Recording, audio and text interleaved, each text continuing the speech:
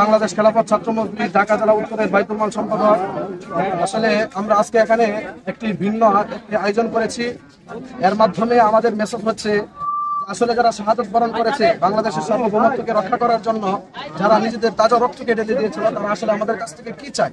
তারা আসলে কবরে থেকে আমাদের কাছ থেকে এই জিনিসটা চায় যে আমরা কবরে থেকে তোমাদের কাছ থেকে অনেক কিছু চাই না, আমরা চাই যে তোমরা আমাদের কবরে থাকার জন্য, আমাদের যে শান্তির জন্য তোমরা আমাদের জন্য দোয়ার আয়োজন করো।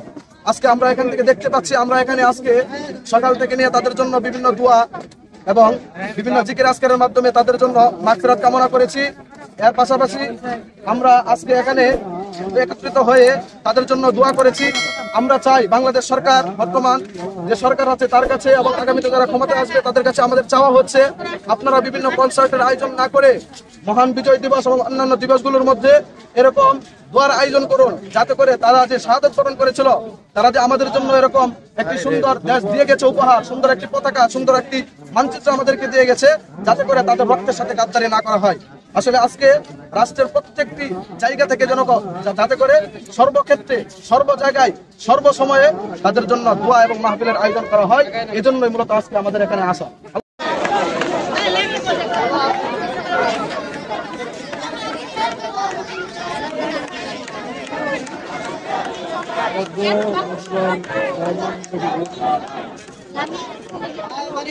এই অধিকার, এই পরিবেশ যাতে আগামী দিনে থাকে, কেউ যাতে এটা বিঘ্নিত করতে না পারে, সেটাই হচ্ছে আমার আগামীর ভবিষ্যতে, আগামীর বাংলাদেশ। ধন্যবাদ।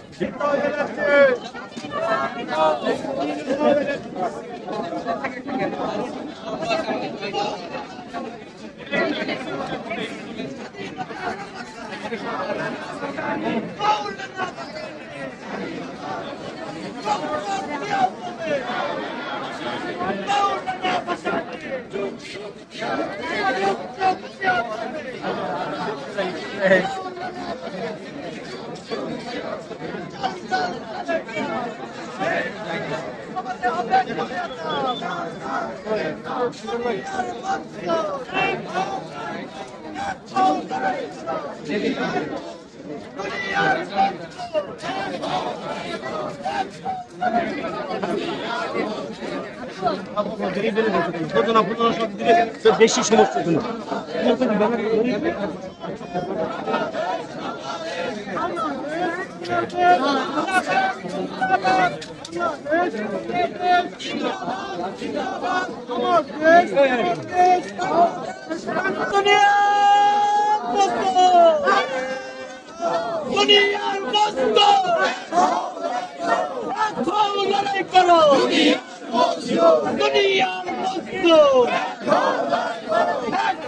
লড়াই করো, চোখ চোখ চেয়ে তুমি মাওলানা ভাসানী, চোখ চোখ চেয়ে আমরা স্বাধীনতার বাণী।